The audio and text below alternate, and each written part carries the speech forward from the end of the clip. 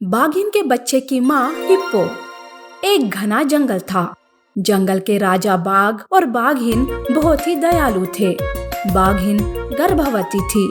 बाघ और बाघिन अपने आने वाले बच्चे की बड़े ही बेसब्री से इंतजार कर रहे थे। बाघिन की एक दोस्त थी, मादा हिप्पो। बाघिन और हिप्पो बहुत अच्छे दोस्त थे। हिप्पो का कोई बच्चा नहीं था। वो हमेशा उदास रहती थी। ऐसे में बाघिन हिप्पो को तसल्ली देती थी।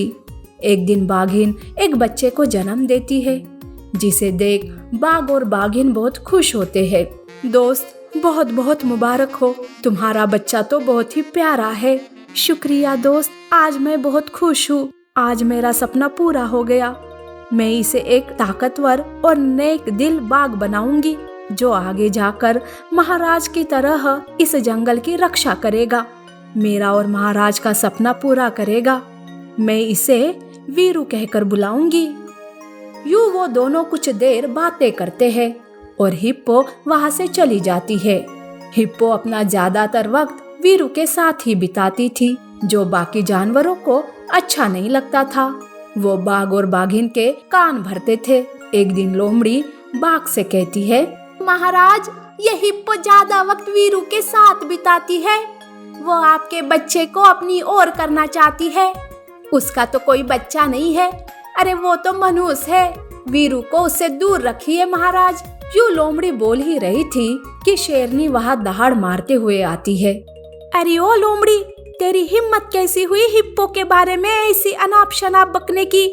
फिर कभी हिप्पो के खिलाफ कुछ कहा तो तेरी खैर नहीं। लोमड़ी डर जाती है और बाघिन से माफी मांगकर वहां से भाग जाती है। दिन ऐसे ही बीत रहे थे। एक दिन बाघ और बाघिन को पास के जंगल जाना था। तब वो वीरू से कहते हैं, बेटा, मैं और तुम्हारी माँ कुछ जरूरी काम से पास के जंगल में जा रहे हैं। हम जल्दी वापस आएंगे। हिप्पो मासी आती ही होगी, वो तुम्हारे साथ रहेगी। तुम अपना ख्याल रखना। मैं भी आपके साथ आऊंगा। बेटा, अभी तुम छोटे हो, उतनी दूर सफर नहीं कर पाओगे। हम जल्दी आ जाएंगे। तुम मासी के साथ जंगल घूमने चले जाओ। घूमने की बात सुनकर वीरू खुश हो जाता है। बाघ और बाघिन पास के जंगल की ओर निकल जाते हैं। यूं बाघ आगे आगे चल रहा था और बाघिन पीछे पीछे जा रही थी। बाघ काफी आगे निकल जाता है कि तभी वहाँ और बाघ शिकारियों के बिछाए जाल में फंस जाता है। वो जोर से दहाड़ मारने लगता है। बाघ की दहाड़ सुन बाघिन भागी भागी बाघ को ढूंढते हुए आती है। बाघ बाघिन को अपनी ओर आता देख कहता है, तुम यहाँ से भाग जाओ, नहीं तो ये शिकारी तुम्हें भी पकड़ लेंगे। नहीं महाराज, मैं आपको छोड़कर नहीं जाऊंगी। देखो, तुम्हें वीरू का वास्ता, तुम यहाँ से भाग जाओ। ये सुनकर बाघिन रुक जाती है और जैसे ही वो वापस मुड़ने लगती है, शिकारी उसे देख लेते हैं और उसे पकड़ने के लिए उसका पीछा करते हैं। बाघिन बहुत ही तेजी से भागने लगती है। वो काफी दूर चली जाती है। वो भागते भागते एक दलदल में गिर जाती है। तब वो मदद के लिए चिल्लाने लगती है, कोई है, मेरी मदद करो। बाघिन की आवाज सुन हिप्पो वहाँ भागी भागी आती है। वो बाघिन को बचाने की बहुत कोशिश करती है, पर बाघिन दलदल में फंसती ही जा रही थी। दोस्त, मैं क्या करूं? कैसे तुम्हें बचाऊं? दोस्त, तुम मेरी चिंता छोड़ दो। तुम मेरे वीरू की माँ बनकर उसकी अच्छे से परवरिश करना, उसे नेक और दयालु बाघ बनाना, ताकि आगे जाकर वो एक अच्छा राजा बन सके। बाघिन ये कहते कहते दलदल में चली जाती है। ये देख हिप्पो फूट फूट कर रोती है और कहती है, दोस्त, मैं वादा करती हूँ, मैं वीरू को कभी भी किसी भी बात की कमी नहीं होने दूंगी। मैं एक अच्छी माँ बनकर तुम्हारे सारे सपनों को पूरा करूंगी। ये कहकर हिप्पो वीरू के पास जाती है। वीरू हिप्पो को देखकर कहता है, अरे मासी, तुम आ गई? मैं तुम्हारा ही इंतजार कर रहा था। माँ और पिताजी पास के जंगल गए हैं।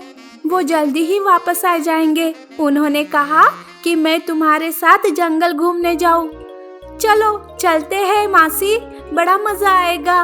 वीरू की मासूमियत देख हिप्पो के आंखों में आंसू आ जाते हैं। वो अपने आंसुओं को छुपाते हुए कहती है, हाँ बेटा, मुझे तुम्हारी माँ ने ही भेजा है।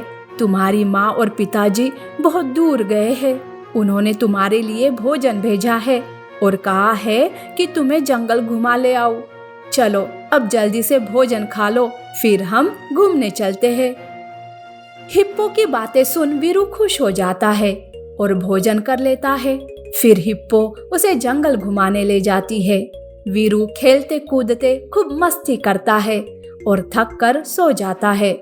यूं हिप्पो वीरू को कोई ना कोई बहाना बनाकर उसका मन बहलाती थी, उसके साथ खेलती थी। उसे शिकार करना, जंगल के कानून क्या होते हैं और एक अच्छे राजा का क्या कर्तव्य है, ये सब सिखाती है। धीरे धीरे समय के साथ वीरू अपने माता पिता को भूल जाता है और हिप्पो को ही अपनी माँ समझने लगता है। वो उसके साथ घुल मिल जाता है। दिन बीतते गए, वीरू बड़ा हो गया। वो बहुत ही ताकतवर और नेक दिल बाघ बनता है। हिप्पो अपने दोस्त बाघिन को दिया हुआ वादा पूरा करती है और साथ ही साथ एक अच्छी माँ होने का कर्तव्य भी निभाती है। अनाथ शेर। एक दिन की बात है, जंगल में शिकार की तलाश में पास के जंगल से एक बाघ आता है। शिकार ढूंढते हुए बाघ को शेरनी दिखाई देती है। शेरनी का एक सफेद बच्चा था। कुछ दिनों से शेरनी की तबीयत ठीक नहीं थी, इसीलिए वो कमजोर हो गई थी और वो गुफा के बाहर आराम कर रही थी।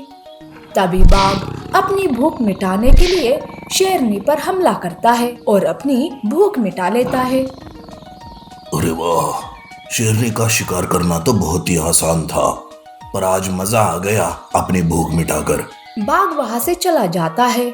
गुफा के अंदर से ये सब शेरनी का बच्चा सिम्बा देख लेता है। वो शेरनी के पास आकर रोने लगता है। उसकी रोने की आवाज सुनकर वहां गाय आती है। सिम्बा बेटा, तुम ठीक तो हो ना? और बेटा, ये सब किसने किया? अभी अभी एक बाघ यहाँ आया था, उसने ही मेरी माँ को मारा। माँ उठो ना माँ। सिम्बा रोते हुए बाघ के बारे में सब बताता है। तब तक वहाँ सारे जानवर इकट्ठा हो जाते हैं। शेरनी को मरा देखकर सारे उदास हो जाते हैं और सिम्बा के लिए दुखी हो जाते हैं। तब गाय कहती है, अरे ऐसे दुखी होने से कुछ नहीं होगा। चलो पहले उस बाघ को सबक सिखाते हैं। वो अभी भी इसी जंगल में घूम रहा होगा। वो सारे जंगल में उस बाघ को ढूंढते रहते हैं ताकि वो उसे पकड़कर मार सके, पर बाघ तो पहले ही वहां से रफू चक्कर हो चुका था। सिम्बा शेरनी के पास रोते रह जाता है। माँ, मैं आपसे वादा करता हूँ कि उस बाघ को मैं छोड़ूंगा नहीं। उसने मेरी माँ को मुझसे छीना है, इसकी सजा तो मैं उसे देकर ही रहूंगा। पर माँ, मैं आपके बगैर तो कुछ नहीं, पिताजी भी नहीं और अब आप भी नहीं। मैं अनाथ हो गया, अब मैं किसके सहारे जीऊंगा माँ? सारे जानवर वहां वापस आ जाते हैं। गाय सिम्बा की बात से बड़ी दुखी हो जाती है। उसकी ममता जाग जाती है और वो सिम्बा से कहती है, सिम्बा ऐसा मत कहो, देखो तुम अनाथ नहीं हो, हम सब है ना। और हाँ, आज से मैं तुम्हारी माँ, मैं तुम्हें पाल पोस कर बड़ा करूंगी। गाय सिम्बा को अपनाकर उसे माँ की ममता देती है।